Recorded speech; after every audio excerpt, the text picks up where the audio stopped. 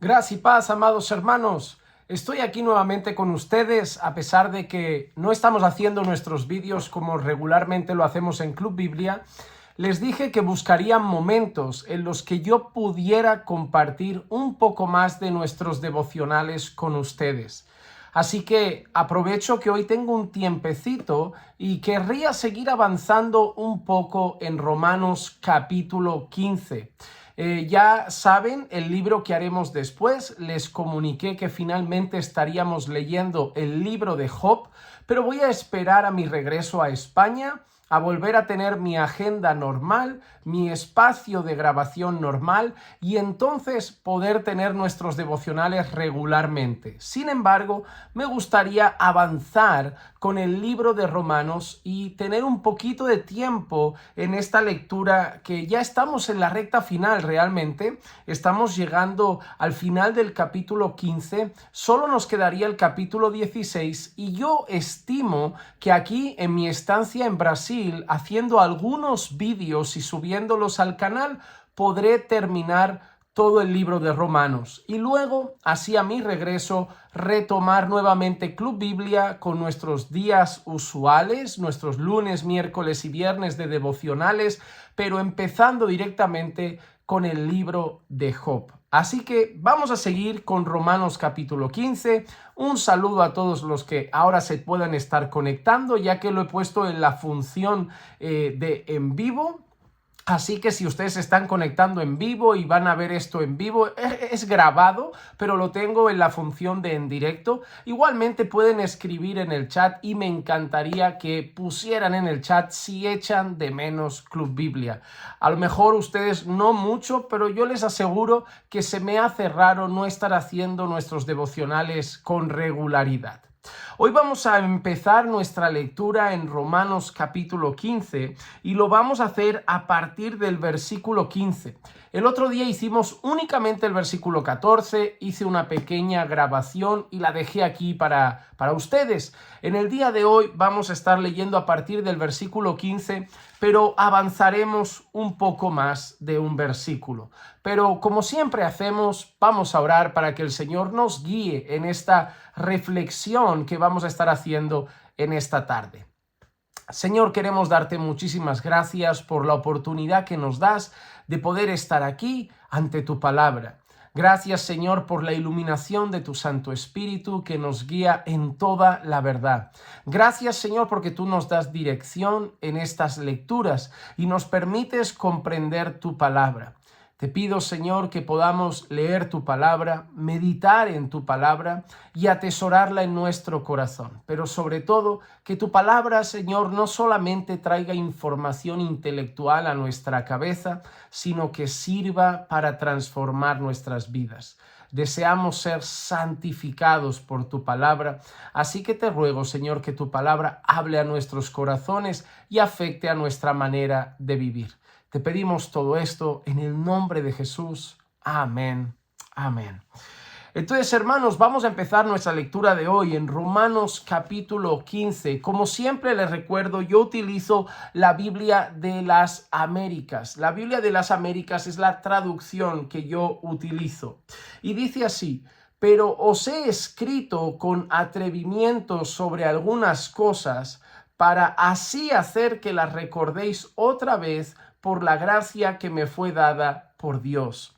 El apóstol Pablo le había dicho a los hermanos, y recuerden que hablábamos del contexto en el que judíos y gentiles empezaban a estar unidos en Cristo Jesús, a congregar juntos al haber sido convertidos a la fe cristiana y ahora pertenecer a un mismo pueblo en Cristo.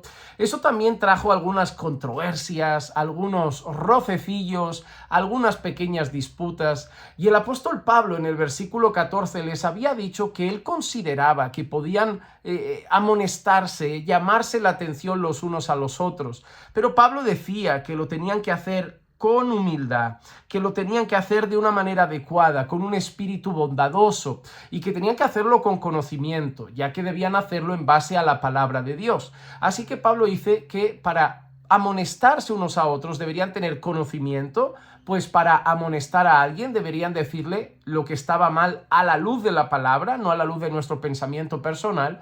Y en segundo lugar, hacerlo con bondad, porque la idea de la amonestación es el bien del hermano, es su restauración, es su santificación, y no únicamente el llamar la atención por gusto y por placer de criticar o quejarse o difamar a alguien. Es más bien la amonestación amorosa de un hermano que quiere la santificación del otro hermano. Ahora Pablo dice que les ha escrito de algunas cosas repetidamente. Mira cómo lo expresa. Pero os he escrito, miren ahí versículo 15, con atrevimiento sobre algunas cosas para hacer que las recordéis otra vez. Para así hacer que las recordéis otra vez por la gracia que me fue dada por Cristo. Así que Pablo está expresando en el versículo 15 que hay cosas que ellos ya habían oído, cosas que ellos ya habían escuchado, pero cosas que Pablo les vuelve a decir. A mí me resulta interesante porque en ocasiones aparecen algunas personas en la iglesia que creen que hay que innovar en el mensaje, que creen que hay que traer cosas nuevas. A mí me hace mucha gracia cuando vas a alguna congregación y dicen, traigo palabra fresca, traigo algo nuevo. Pero nosotros no tenemos que traer nada nuevo, tenemos que traer la palabra de Dios. ¿Y cuál era la intención de que Pablo repitiera algunas cosas? Que las recuerden. Mira qué interesante. Si yo hablase con ustedes y ustedes son padres a lo mejor, yo les diría, ¿cuántas veces le tienen que decir la misma cosa a sus hijos?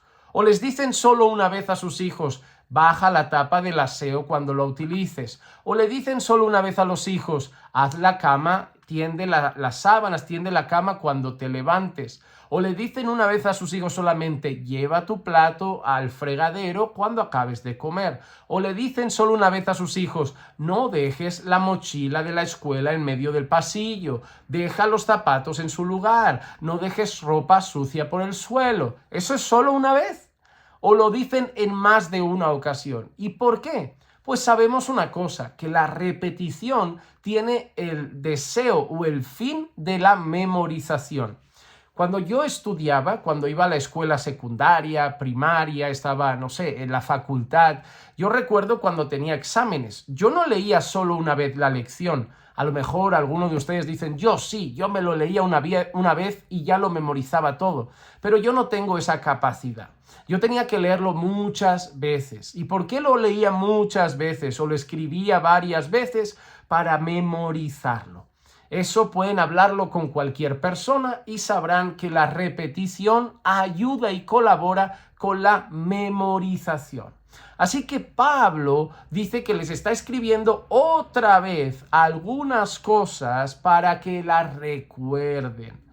Somos llamados en muchas ocasiones en la Biblia a traer a nuestra memoria ciertas cosas. Por ejemplo, ¿no dice la palabra que debemos recordar de dónde nos sacó el Señor? ¿Que debemos recordar de dónde habíamos caído?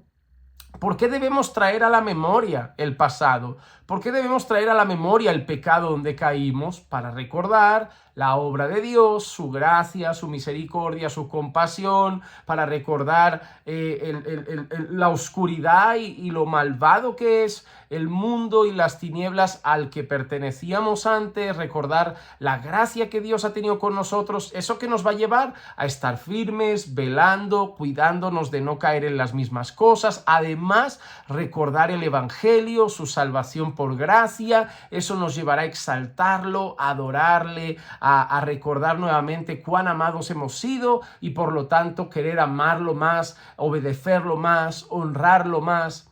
Eso es lo que va a traer a nuestra memoria esas cosas. Cuando nosotros celebramos la Cena del Señor, nosotros, por ejemplo, en la iglesia Caminando por Fe, tenemos la costumbre de leer 1 Corintios, capítulo 11, versículos 23 en adelante, si no me equivoco.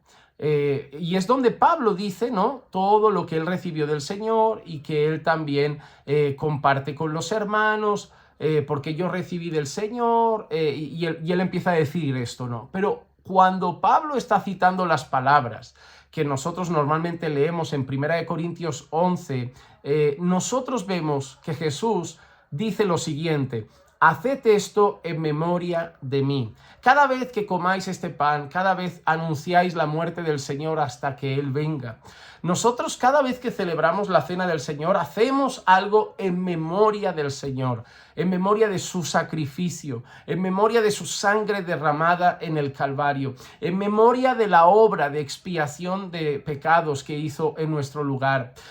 También anunciamos cuando hacemos eso que Él resucitó, recordamos que el sepulcro está vacío, recordamos que venció la muerte, recordamos que volverá un día. Y todo eso lo hacemos en la cena del Señor, que es también un memorial. Entonces, cuando celebramos la cena del Señor, lo vamos haciendo regularmente. ¿Por qué? Porque eso trae a memoria ciertas cosas. Entonces, Pablo está hablando cosas que ya les había dicho con la finalidad de que las recuerden, de volver a traerlas a la memoria.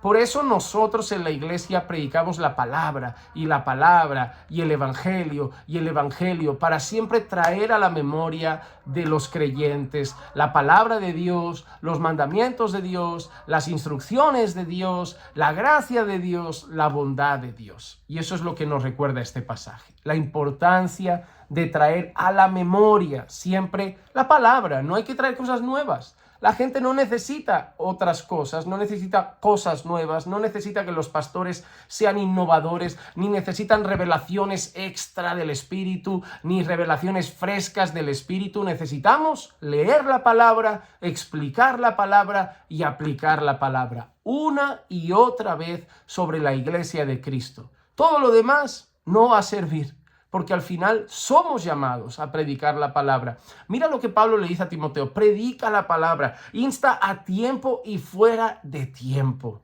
Mira lo que le dice: redarguye, enseña, instruye, todo palabra, a tiempo y fuera de tiempo. Esa es la obligación principal de los predicadores en la iglesia, de los pastores en la iglesia, el deber principal, traer cada día a la memoria de la iglesia la palabra de Dios. Ahora, mira cómo sigue el versículo 16. Para ser ministro de Cristo Jesús a los gentiles, ministrando a manera de sacerdote el evangelio de Dios, a fin de que la ofrenda que hago de los gentiles sea aceptable, santificada por el Espíritu Santo. Hermanos, qué lenguaje tan interesante utiliza Pablo aquí. Dice, ministrar el evangelio a manera de sacerdote. Los sacerdotes tenían una función mediadora. Llevaban la ley al pueblo, llevaban la instrucción de Dios al pueblo, ¿no? Y luego también llevaban, pues, obras y sacrificios en nombre del pueblo. Hacían como de un intermediario entre Dios y el pueblo. De Dios al pueblo traían la ley, traían la instrucción bíblica, traían la enseñanza bíblica y luego hacían pues sacrificios en nombre del pueblo para calmar la ira de Dios por causa de los pecados de la nación. Estaban ahí en medio, entre Dios y el pueblo, entre el pueblo y Dios. Ahora nosotros no tenemos sacerdotes. ¿Por qué? Porque si nosotros leemos la Escritura, en esto es maravilloso leer sobre todo el libro de Hebreos. Jesús es presentado como nuestro sumo sacerdote. Además dice cosas maravillosas el libro de Hebreos, preciosas, como por ejemplo que los sacerdotes del antiguo pacto morían y tenían que ir cambiándose cada cierto tiempo porque morían. Pero sin embargo, Jesús no muere, es eterno y está a la diestra del Padre. Por lo tanto, tenemos un sumo sacerdote perpetuo, a la diestra del Padre. Ahí está por siempre. Los otros morían. Por otro lado, también dice que los otros sumos sacerdotes, tenían que hacer sacrificios por sus propios pecados. Antes de presentar sacrificios y ofrendas por los pecados del pueblo, tenían que hacerlos por los suyos propios, porque eran pecadores débiles. Sin embargo, ahora tenemos a Cristo Jesús, nuestro sumo sacerdote, a la diestra del Padre, que no muere, que está ahí por siempre y además que no tiene pecado, perfecto, limpio, puro y sin mancha. Así que nosotros ya no tenemos que tener una figura de un sacerdote Ojo, que eso lo debería aprender alguna que otra religión que por ahí hay, engañando a las personas diciendo que todavía hay sacerdotes vigentes, cuando nosotros sabemos que Jesucristo es nuestro sumo sacerdote para siempre. Ahora, entonces, ¿a qué se refiere Pablo? Pablo se refiere únicamente a esa manera como él ha sido el canal a través del cual Dios ha llevado el evangelio a los gentiles. Cuando Pablo dice que ha ministrado a forma de sacerdote el evangelio de Dios, se refiere a que él ha sido como el medio utilizado por Dios para llevar el evangelio a ese pueblo, el evangelio a los gentiles. Y ahora dice, a fin de que la ofrenda que hago de los gentiles sea aceptable y santificada por el Espíritu Santo. Ahora dice que los gentiles son como una ofrenda de Pablo. ¿En qué sentido? Pues hemos dicho que el sacerdote hacía lo siguiente. Él traía la ley de Dios al pueblo y luego también presentaba sacrificios ante Dios por el pueblo. Ahora, en esta ocasión, lo que tenemos aquí es diferente. Pablo está trayendo el evangelio a los gentiles y ahora los gentiles son presentados a Dios como una ofrenda. ¿Qué gentiles? Obviamente los que han recibido el evangelio, los que han creído el evangelio, los que han puesto su fe y confianza en el Señor Jesucristo, los que han sido salvos, ahora son presentados a Dios como una ofrenda resultado del evangelio que Pablo les ha predicado. Por eso dice santificada por el Espíritu Santo.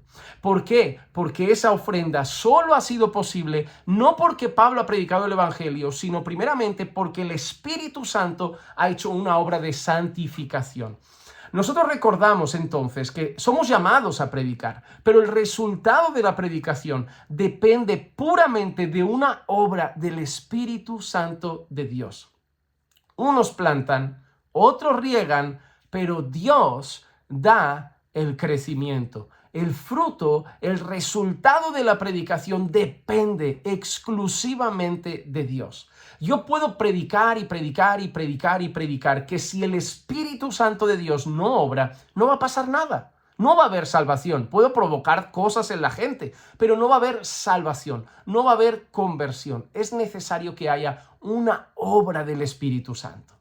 Entonces, esto es lo que Pablo quiere expresar. Él ha sido usado como un sacerdote en el sentido de llevar el evangelio a los gentiles por obra santificadora del Espíritu Santo. Muchos gentiles han creído y ahora estos gentiles son presentados de una manera simbólica como una ofrenda santificada para Dios. Recuerden que los creyentes salvos somos como un sacrificio vivo. ¿Recuerdan lo que decía Romanos 12?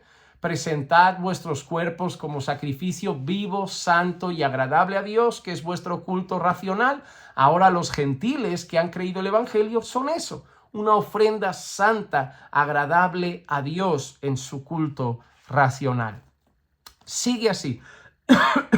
Versículo 17. Por tanto, en Cristo Jesús he hallado razón para gloriarme en las cosas que se refieren a Dios. La expresión que usa aquí Pablo nos recuerda algo. En Cristo Jesús he hallado razón para gloriarme en las cosas que se refieren a Dios. Pablo ha sido usado poderosamente. Pablo ha llevado el evangelio. Dios lo ha respaldado con poder. Pablo, vemos registros en la Escritura de cómo ha sido usado en milagros, en sanidades, en escenas maravillosas donde ha sido asombroso lo que Dios ha hecho a través de la vida de Pablo. Pablo ha plantado iglesias y lo sabemos. Pablo ha llevado el evangelio a rincones donde otros no han llegado. Ha dado su vida por la causa de Cristo. Pero dice que en todas esas cosas que se refieren a Dios, que se refieren a la obra de Dios, Pablo encuentra esto. Mira lo que dice. He hallado razón para gloriarme en las cosas que se refieren a Dios, pero ha dicho antes, en Cristo Jesús. Aunque Pablo ha sido usado, aunque Pablo es el instrumento, Pablo se gloría en Cristo Jesús. Porque Pablo sabe que la meta de todo es esa, es Cristo Jesús. que la fuente de todo es Cristo Jesús, que el poder está en Cristo Jesús, en el mensaje del Evangelio, en el mensaje de Cristo, no en Pablo. Así que a pesar de que Pablo ha sido usado, a pesar de que las manos de Pablo han tocado y gente ha sido sanada, a pesar de que Pablo ha hablado y gente ha sido liberada de demonios, a pesar de que Pablo ha obrado y gente ha experimentado milagros, hemos visto a muertos resucitar, hemos visto obras maravillosas, conversiones por doquier, Pablo no se gloría en sí mismo, se gloría en Jesucristo. Y eso es una gran enseñanza, que no se nos suba nunca a la cabeza lo que Dios puede hacer a través de nuestras vidas. Podemos un día hablar y alguien se convierte, orar por un enfermo y se cura, pero la gloria es de Dios. Y eso es muy importante. A veces, cuando empiezan a pasar ciertas cosas, el corazón corre el peligro de vanagloriarse. La iglesia crece, la gente te empieza a conocer, predicas y hay conversiones, gente restaurada, Dios obra un milagro y de golpe tu cabeza se nubla un poco, olvidas quién es el centro, quién tiene el poder, quién hace las cosas y se te infla el pecho de vanagloria. Por eso debemos recordar en todo momento que de Él, por Él y para Él son todas las cosas. A Él sea la gloria por los siglos de los siglos. Amén. No importa cuánto crezca una iglesia, no importa cuán reconocido sea una persona, cuántas conversiones haya a través de esas predicaciones, no importa, la gloria siempre es de Dios. La gloria siempre es de Dios. Dios es el que obra la conversión, Dios es el que obra el milagro, nosotros somos el instrumento. Hermano amado, si yo ahora tomo una guitarra y la dejo quieta en un sitio, esa guitarra no va a hacer melodía ninguna. Pero si yo le doy esa guitarra al mejor guitarrista del mundo y empieza a tocar sus cuerdas, empieza a tocar sus acordes, empieza a hacer su melodía, nos vamos a deleitar con la mejor de las sinfonías. ¿Quién merece la gloria, la guitarra o el guitarrista? La guitarra no serviría de nada sin los dedos, el arte, los dones, la habilidad del guitarrista. Si yo tomo un hacha y la dejo en la mesa de mi casa, ese hacha no sirve. Pero si la toma un hombre fuerte y empieza a golpearla contra un árbol, ese hacha tendrá una función. Servirá para talar un árbol. El hacha en sí misma no tiene nada de especial a no ser sin un hombre que tome el hacha y la utilice. Nosotros somos la guitarra. Nosotros no somos el guitarrista de la iglesia. Nosotros no somos el guitarrista del sermón. Nosotros no somos el guitarrista de la oración. Nosotros somos la guitarra. El guitarrista es Dios. Y no quiero que malinterpreten mis palabras. Me refiero a que Él es el que hace las cosas. Nosotros somos el instrumento que Dios, por su soberana voluntad, por su pura gracia y por el afecto de su voluntad, Él nos quiere utilizar. Pero nunca debemos gloriarnos nosotros, sino que la gloria es únicamente del Señor. Solo Dios merece la gloria. Y Pablo lo tenía muy claro. Dice, por esto, por tanto, en Cristo he hallado razón para gloriarme en las cosas que se refieren a Dios. Y ahora Pablo dice unas cosas interesantes. Versículo 18. Porque no me atreveré a hablar de nada, sino de lo que Cristo ha hecho por medio de mí, para la obediencia de los gentiles en palabra y obra, con el poder de las señales y prodigios, en el poder del Espíritu de Dios, de manera que desde Jerusalén y por los alrededores hasta Ilírico he predicado en toda su plenitud el Evangelio de Cristo. Mira lo que Pablo dice, he predicado desde Jerusalén por todos los alrededores hasta Ilírico. Además dice, han habido poder de señales y prodigios en el poder del Espíritu Santo. Pero mira lo que ha dicho Pablo, no me atreveré a hablar de nada, sino de lo que Cristo ha hecho por medio de mí. ¿Recuerdan? Pablo es la guitarra, de lo que Cristo ha hecho por medio de mí. Pablo es la guitarra. Pablo dice, de lo que Cristo ha hecho por medio de mí, para la obediencia de los gentiles. ¿De quién depende la obediencia de los gentiles? De lo que Cristo ha hecho, en palabra y en obra. El poder de señales y prodigios, Cristo.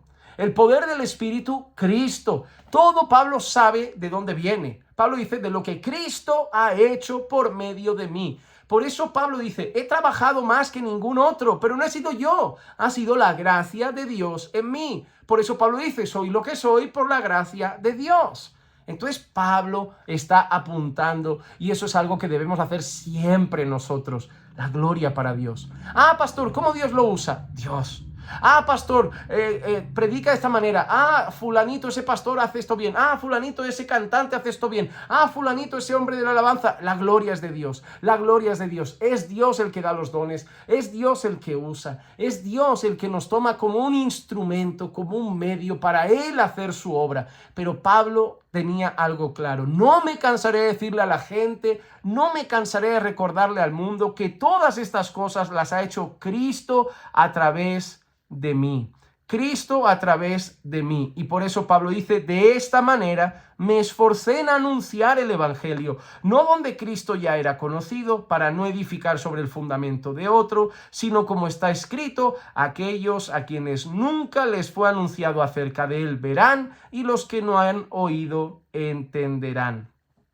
Así que Pablo ahora también recuerda algo. Después de darle la gloria a Dios, de mostrar que todo lo ha hecho Cristo a través de él, Pablo recuerda su mayor esfuerzo. Su mayor esfuerzo siempre ha sido predicar donde Cristo no ha sido predicado. Llevar el evangelio donde Cristo no ha sido escuchado todavía. Y hermanos amados, eso nos deja otra enseñanza. Nosotros a veces perdemos de vista la importancia de predicar donde Cristo no ha sido predicado. Pasamos mucho tiempo en la iglesia y está bien, yo soy el que más me gusta los estudios bíblicos, las conferencias, las enseñanzas, los seminarios, toda la instrucción a la iglesia es buena, pero tiene que tener una finalidad. La instrucción sobre la iglesia, la enseñanza sobre la iglesia no debería ser solamente para engordar el conocimiento de la iglesia, para que la iglesia cada vez sepa más y simplemente se lo guarde para sí, sino que debería ser para equipar a la iglesia, para que la iglesia lleve el evangelio donde Cristo no ha sido predicado. La iglesia no puede perder de vista la gran comisión, ir y predicar el evangelio a toda criatura. Y muchas veces nos conformamos con el hecho de alimentarnos como iglesia, de recibir como iglesia. Ya conocemos a Cristo, sí, lo queremos conocer más. Ya conocemos sobre Dios, los atributos de Dios, pero lo queremos conocer más. Pero todo lo que aprendamos tiene que tener una meta. Sí, adorar a Dios, pero también llevar todo eso a donde Cristo no ha sido predicado. Pablo podía quedarse en la misma iglesia toda su vida y seguir enseñando, pero Pablo contemplaba aldeas, ciudades, pueblos, naciones donde Cristo no había sido anunciado y Pablo dice, pues yo iré allí donde Cristo no ha sido predicado todavía. La iglesia debe seguir invirtiendo en misiones. Pero las misiones no tienes que irte a otro continente, amado hermano. Cuidado que por ahí hay gente que no ha predicado en la calle de al lado y ya quiere ser misionero internacional. Las misiones empiezan en casa, en el trabajo, en la escuela, en la calle, con los vecinos, con los de alrededor. A veces queremos cruzar el charco e irnos a la otra punta del mundo cuando tenemos multitud de personas que no han oído el evangelio a nuestro lado. Y Pablo tenía ese peso en su corazón, ir donde Cristo no había sido predicado. Y yo deseo que Dios ponga ese deseo en el corazón de la iglesia, ir donde Cristo no había sido predicado.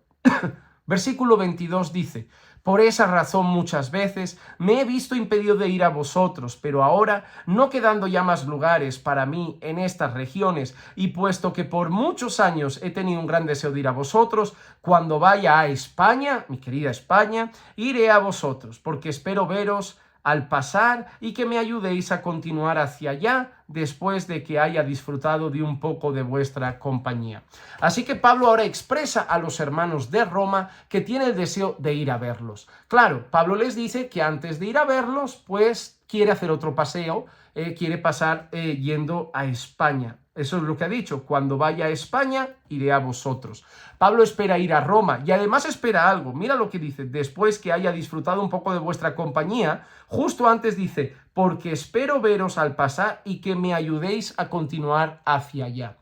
¿Cómo creen ustedes que Pablo dice, quiero ir a España, pero también quiero ir a veros? Entonces, de camino a España, espero parar y estar un tiempo con vosotros, disfrutar de vuestra compañía, estar en comunión con vosotros en Roma, pero también espero que me ayudéis a ir allá. ¿Cómo creen ustedes que Pablo se refiere al hecho de ayudarle a ir a España? Quiere hacer una paradita en Roma, a estar con los hermanos, disfrutar de la compañía y de repente luego también que le ayuden a llegar a España. ¿Cómo? Es muy sencillo de entender, con los recursos necesarios. Ir a España no era gratis. Hoy hay otros medios, hay aviones, hay trenes, pero bueno, pues se tenían que coger barcos, había gastos en el camino de hospedaje, de alimento, de comida, varias cosas. Y Pablo sabíamos que era sustentado por la iglesia. La iglesia sustentaba en su gran mayoría las misiones de Pablo. Sí que es cierto que vemos en alguna ocasión, pero con un tono de queja, en el sentido de que la iglesia no ha hecho bien su labor, Pablo decir que como había una iglesia inmadura, en ese momento Pablo decidió no suponer una carga para que la gente no hablara, aunque dice que él tenía el derecho, y hizo tiendas ese tiempo para sustentarse a sí mismo. Pero no era la regla general de Pablo, eso se lo dijo a una iglesia y además dice que es porque la gente estaba hablando demasiado y para evitarlo y no escucharlos decide hacer eso. Pero Pablo no lo está aplaudiendo, Pablo está diciendo que eso es señal de que la iglesia no estaba muy bien y es una de las iglesias que en el Nuevo Testamento se ven como más inmaduras en su primera carta.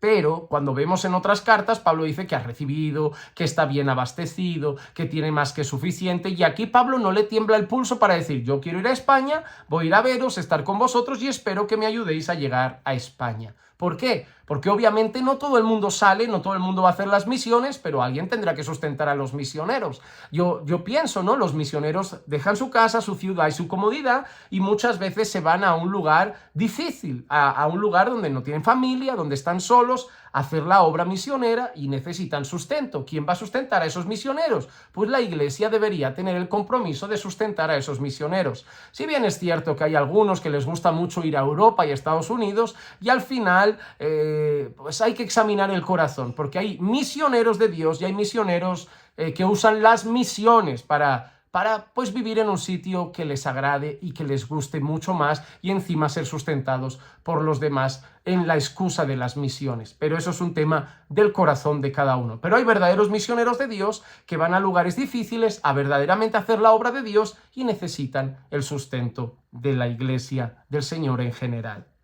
Entonces, hay una cosa interesante. En el versículo 22, Pablo ha dicho, por esta razón muchas veces me he impedido de ir a vosotros.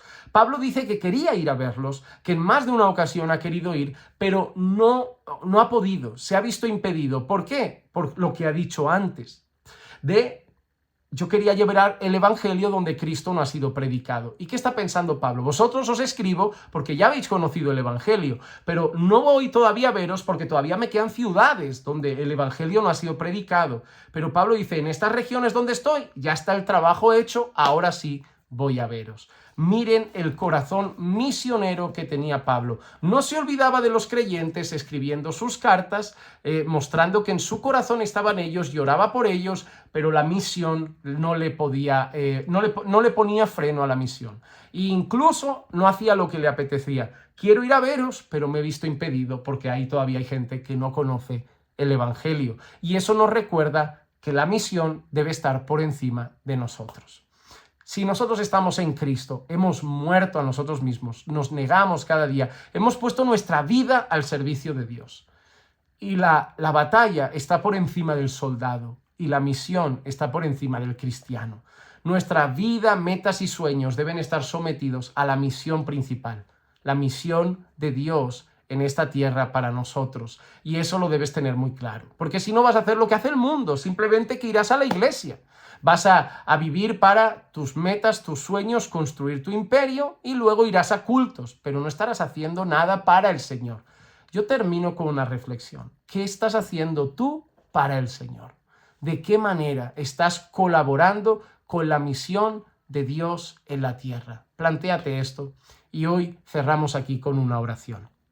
Señor, queremos darte muchas gracias por la oportunidad que nos has dado de poder reflexionar en estos versículos que hablan a nuestros corazones, que nos recuerdan que solo somos instrumentos en las manos tuyas, que tú eres el que hace la obra y solo tú mereces la gloria.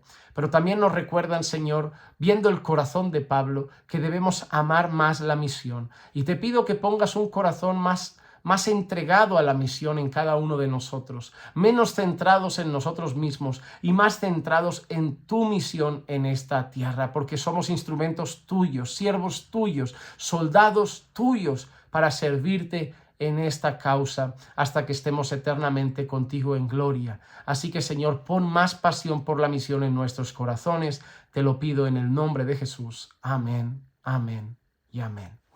Amados hermanos, aquí cerramos un nuevo devocional de Club Biblia, lo estaré subiendo recientemente y ahí lo dejaré para que lo puedan disfrutar, lo puedan compartir y pronto, en unos días, espero poder hacer otro y seguir avanzando con Romanos 15. Que la gracia y la paz de nuestro Señor Jesucristo sea con todos y cada uno de ustedes siempre. Recuerden que los amamos en el Señor. ¡Hasta la próxima!